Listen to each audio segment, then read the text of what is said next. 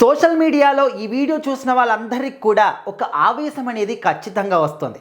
అభిమానం అనేది కట్టలు తెంచుకుంటుంది. అసలు వాళ్ళు ఏం చేస్తున్నారో కనీసం వాళ్ళకు కూడా అర్థం కాని పరిస్థితిలో ఇప్పుడు మనము ఇలాంటి వీడియోస్ అనేవి చూస్తూ ఉన్నాం. సో అసలు సెలబ్రిటీస్ అయినా కూడా అది హీరో కానీ హీరోయిన్ కానీ ఎవరైనా కానీ వాళ్ళకంటూ ఒక ప్రైవసీ అనేది ఖచ్చితంగా ఉంటుంది. ప్రైవేట్ లైఫ్ అనేది వాళ్ళకు కూడా ఉంటుంది. సో దాంట్లో కూడా మేము తలదూరుస్తాము, అందులో కూడా వేళ్ళు పెడతాము, దాన్ని కూడా డిస్టర్బ్ చేస్తామంటే వాళ్ళు ఏం చేస్తారు? వాళ్ళకంటూ కొన్ని ఆశలు అనేవి, వాళ్ళకంటూ జీవితం అనేది ఇంకేది ఉండదా? ఎప్పుడు కూడా సినిమాలు చేస్తూ మన కోసమే ఉంటారా? కనీసం చిన్న విషయాల్ని కూడా అర్థం చేసుకోకుండా సెలబ్రిటీస్ని కనీసం వాళ్ళ ప్రైవేట్ లైఫ్ని కూడా ఎంజాయ్ చేయకుండా చిన్న విషయాలని అంటే వాళ్ళ లైఫ్లో ఇది అంటే మనకు అది చిన్న విషయం అయి ఉండొచ్చు, బట్ వాళ్ళ లైఫ్లో ఇది చాలా చాలా పెద్ద అందాలు కూడా ఉండొచ్చు.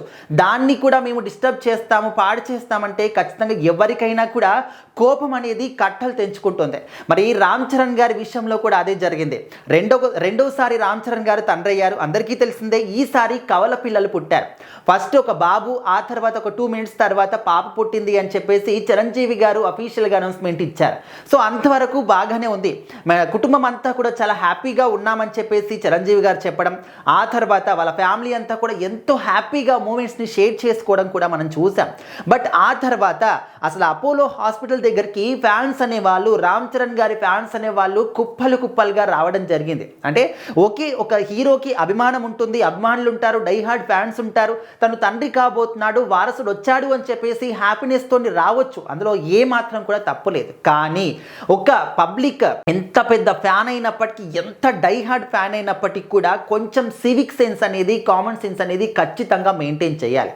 అంటే హీరోని చూసినప్పుడు ఆ ఒక ఇమోషన్లో లేకపోతే హ్యాపీనెస్లో ఓకే అంత ఎగ్జైట్మెంట్ అనేది ఉంటుంది. కానీ ఆ సిచ్యువేషన్ ఏంటి, తను ఒంటరిగానే ఉన్నాడా, తన చేతిలో ఎవరైనా ఉన్నారా, ఎందుకోసం వచ్చారు, అది సినిమా ఈవెంటా, ఫ్యామిలీ ఈవెంటా, కనీసం ఇవి కూడా అర్థం చేసుకోవాలి.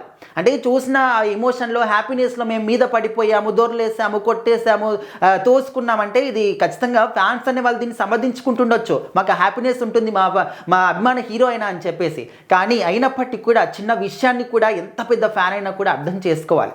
సో ఒక సినిమాకి సంబంధించి అది ఈవెంటా లేకపోతే ఇంకేదో రకరకాల అవి అంటే ఓకే, ఫ్యాన్స్ వెళ్ళారు, అక్కడ వాళ్ళు ఒంటరిగా వస్తారు అండ్ ఫుల్ సెక్యూరిటీ ఉంటుంది, అంతా కూడా ఓకే.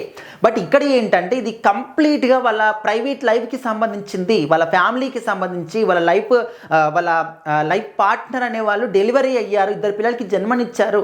సో వాళ్ళని చూడడానికి ఎంతో హ్యాపీగా తన పెద్ద కూతుర్ని చేతిలో ఎత్తుకొని రామ్ చరణ్ గారు అపోలో హాస్పిటల్కి వచ్చారు.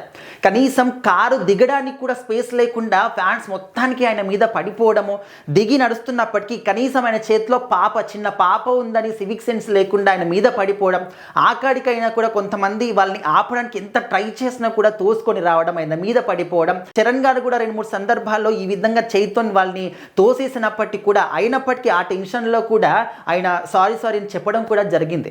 సో ఈ విధంగా అసలు ఎందుకు ఇంత క్రింజ్గా ప్రవర్తిస్తున్నారు? నిన్న మొన్న నిధి అగర్వాల్ గారు కావచ్చు, లేకపోతే సమంత గారు కావచ్చు, విజయ్ దళపతి గారు కావచ్చు, ఇప్పుడు రామ్ చరణ్ గారు కావచ్చు. సో వీళ్ళు ఒక సినిమాకు సంబంధించి ఒక ఈవెంట్ కోసం బయటికి వచ్చారంటే, అక్కడికి వచ్చి ఈ విధంగా చేశారంటే ఒక మీనింగ్, ఒక అర్థం అనేది ఉంటుంది. కానీ కంప్లీట్గా ప్రైవేట్ లైఫ్కి సంబంధించినటువంటి ఈ హ్యాపీనెస్ని కూడా షేర్ చేసుకుంటూ కంప్లీట్గా పాడు చేశారనే విధంగా అయితే అర్థమైపోతుంది. కొంతమంది ఫ్యాన్స్ అంటే దీన్ని అర్థం చేసుకున్న ఫ్యాన్స్ ఏమంటున్నారంటే, కొంచెం ఈ విధంగా చేయకుండా అర్థం చేసుకొని ఉండండి ఫ్యాన్స్ అని చెప్తుంది. ఇంకొంతమంది ఏంటంటే లేదు, ఫ్యాన్స్ అనే వాళ్ళు ఇట్లానే ఉంటారు, మరి వాళ్ళకి సెన్స్ లేదా, వాళ్ళైన సెక్యూరిటీతో రావాలి కదా అంటే. సో ఈ విధంగా మాట్లాడే వాళ్ళు కూడా ఉంటారు. ఏదేమైనప్పటికీ కూడా వాళ్ళ పర్సనల్ లైఫ్ని డ్యామేజ్ చేయడం, వాళ్ళ పర్సనల్ లైఫ్ని డిస్టర్బ్ చేసే రైట్ ఎంత పెద్ద ఫ్యాన్కైనా కూడా ఉండదు. సో మరి దీన్ని చూసిన తర్వాత మీరేమనుకుంటున్నారో కూడా ఖచ్చితంగా కామెంట్ చేయండి.